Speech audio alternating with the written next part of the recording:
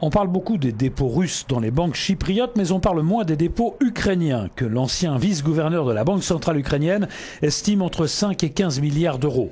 Au cours d'une conférence de presse, le Premier ministre ukrainien a confirmé que cette taxe sur les dépôts pour l'Ukraine était un moindre mal par rapport à ce qu'elle représentait pour les investisseurs russes. Mykola Azarov.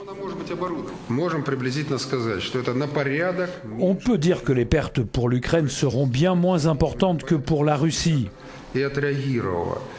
C'est pour ça que la Russie a réagi d'ailleurs de la façon dont elle a réagi.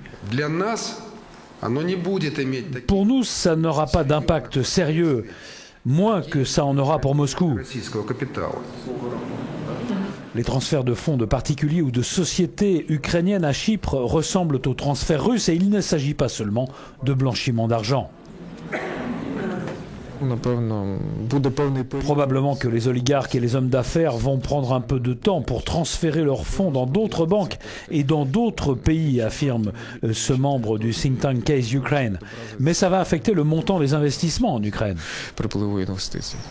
En effet, à l'instar de Chypre, premier investisseur étranger en Russie, les investissements chypriotes via les banques chypriotes et les dépôts ukrainiens doivent être de premier ordre en Ukraine.